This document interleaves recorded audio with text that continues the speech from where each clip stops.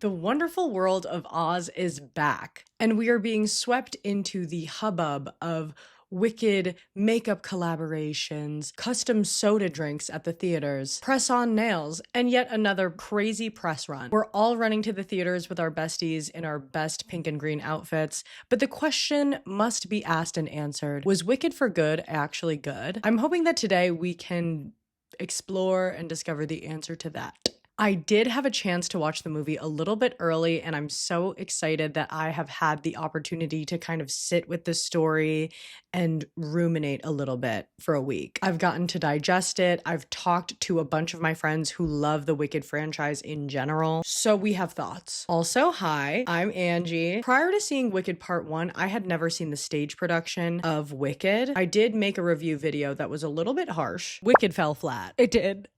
I am kind of scared. I am a little bit scared, but I feel like I need to speak my truth. But since then, I have seen it on Broadway and have a newfound appreciation for the story. I was familiar with a few songs in Part 1 as I was kind of like a nerdy theater kid in high school. Yes, I knew Popular, I knew Defying Gravity, I was in there, but I didn't know much about like the storyline or the music. With all of that being said, I'm gonna try my hardest to remain as unbiased as possible in this video. Get comfy, subscribe if you're into like girl movies. If you look at my profile, you'll see what I'm talking about. I don't know how to describe it. I'm here for the girls. I was curious how each character was gonna shine in this movie because the first part of the movie, I don't even know how to say this. Wicked Part 1, its runtime was 2 hours and 40 minutes. This was only 2 hours and 17 minutes. I say only as if it's like a short 90-minuter.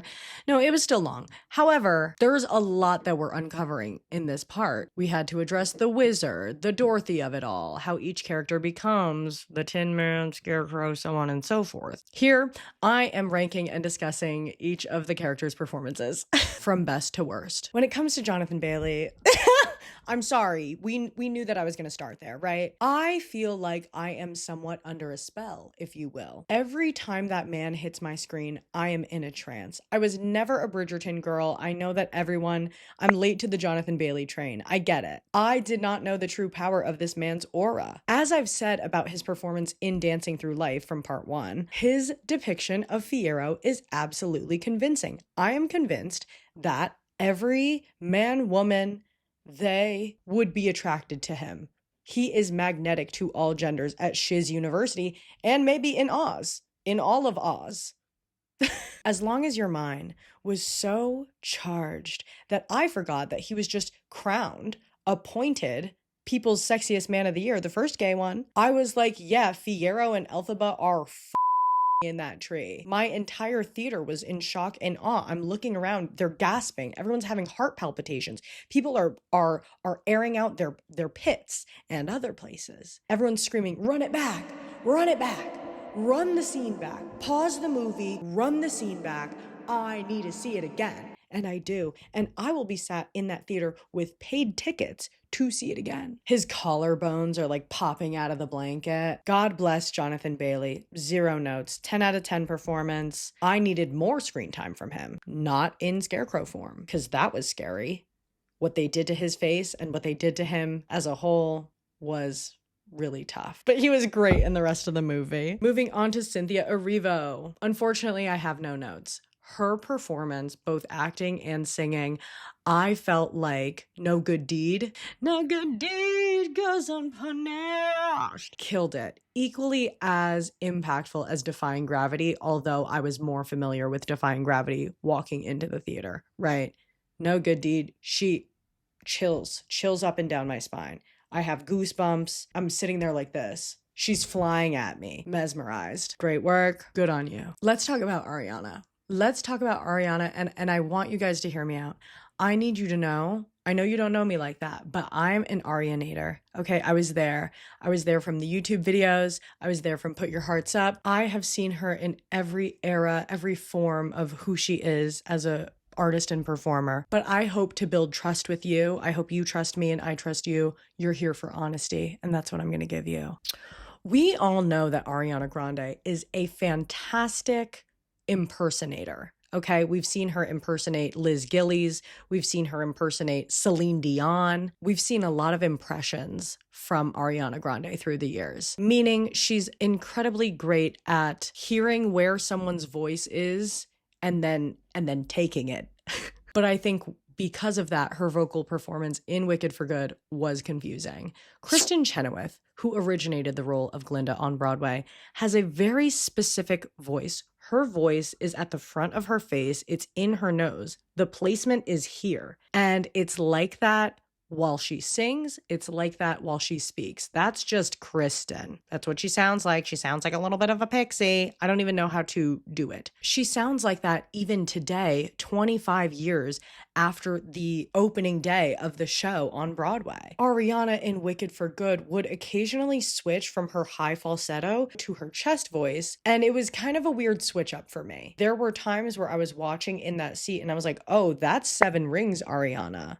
That's girls with tattoos who like getting in trouble. Like that there she was. And I got whiplash. I said, where are we? What year is it? Is it 2017? I don't know where we are. I'm hoping that maybe it was a creative choice. I'm hoping that maybe it was intentional to show how Glinda's character is changing over time. Maybe she's getting a little bit deeper and darker as a person, and so her voice gets a little bit more deeper and darker, but I think it was weird. I'm sorry. Although I think her vocal performance was a little bit confusing in this movie, I actually think her acting performance was incredible. I really liked her rendition of like Glinda being heartbroken and disappointed and vengeful. I thought that was like I thought it was a really great thing, and I am looking forward to seeing Ariana in upcoming projects. I'm so sorry. If you disagree, I would love to hear your thoughts as to why or what specifically you disagree with in the comments. I'm open to the candor. I'm open to the conversation. I'm your friend here. Jeff Goldblum. Okay, there was some chatter online, even from the very first movie, that Jeff Goldblum was just doing the Jeff Goldblum thing. And what I will say is that I think it worked so perfectly for his depiction of the wizard. I like this sarcastic, sassy, kind of lackadaisical version of the wizard because it makes sense in this story that the wizard wouldn't really give a fuck. The only time that I felt like he could have tapped in a little bit harder was, spoiler alert, when he finds out that Elphaba is his daughter. I think he could have upped the emotion on that a little bit. I felt like it was a scene, you know, when like someone on reality TV is trying to cry and like is trying to make people feel bad, but they're like hiding their face and like kind of looking sideways. Like I felt like that's what Jeff was doing. I was like, Jeff, you can just like cry now. And he was just like, oh no, that's my daughter. Oh, like, it's just like, okay, you could have maybe played up that emotional beat a little bit more. Outside of that, I like the Jeff Goldblum thing. Overall, love him as the wizard. Bach and Nessa Rose. I think I'm just so uninvested in their story that I can't even think about Ethan Slater's performance. I don't care. But with that being said, there was one moment where he looked kind of hot. He looked a little bit hot in one frame of one scene, and I don't know where it was, and I think he was wearing a hat. I'm not into the hair personally, but I was like, for one moment, I was like, okay, Ariana, I get it. He's a bad person, but I get it.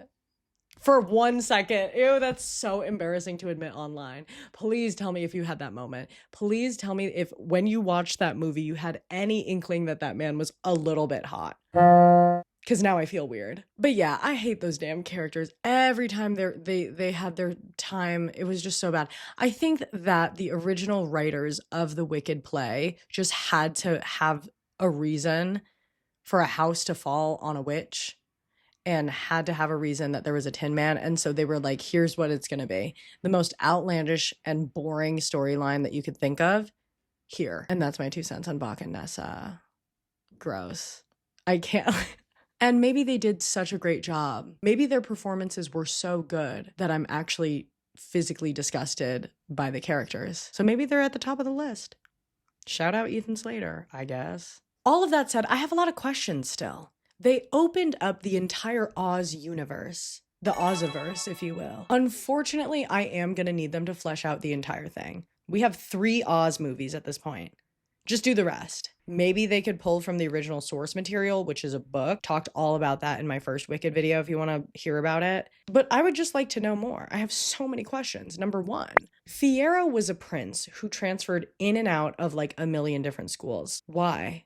Was he dissatisfied with the expectations that were thrust upon him? Why was dancing through life an easier path for him than just stepping up to the plate and having responsibility? Because eventually, obviously, he had no problem stepping up to the plate when it came to Elphaba. Number 2, that lion pissed me off so bad. He's in the town square talking about, yeah, Elphaba saved me when I was a baby, and now that I'm an adult, I'm a cowardly lion. I'm afraid of everything because I was saved once.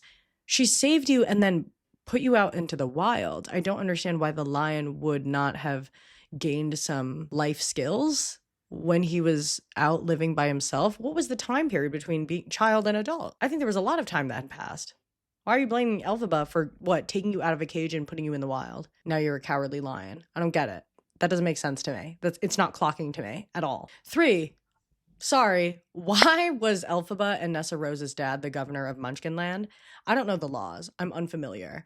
However, that's not a munchkin. That's not a munchkin, man. The wife wasn't a munchkin. The kids aren't munchkins. How did you become the governor? 4, how did the wizard meet Elphaba's mom? Are we to assume that like they just like met at a bar one time and then just had an affair going? Was it a one-time thing? Like, I'm just not sure. And also, if the wizard had an affair with Elphaba's mom and then had Elphaba didn't know anything about it, is there a possibility that he was like this big womanizer and there's actually a basketball team of Elphabas running around somewhere? There's a bunch of half-sisters. There's like a coven that Elphaba doesn't know about of all of her half-siblings through the wizard. I need to know these things. I need the entire thing to be fleshed out. I know too much and also too little at the same time. And so now we're going to have to build out the Wicked franchise as a whole, as an entirety. I need it to be like Harry Potter. Although it's a kid's story, I'm a D1 thinker. Everything means something to me. And I would love for this story just to be built out a little bit more. And although I had so many questions, I do think that Wicked for Good was good. It was phenomenal even. The music was incredible. The added songs, great. I would love to know your thoughts. Please drop both criticisms and praises in the comment section. I need to talk about this to anyone who will listen and have some candor with me. Subscribe for more movie takes and breakdowns. I will see you next week. I love you so much. Bye.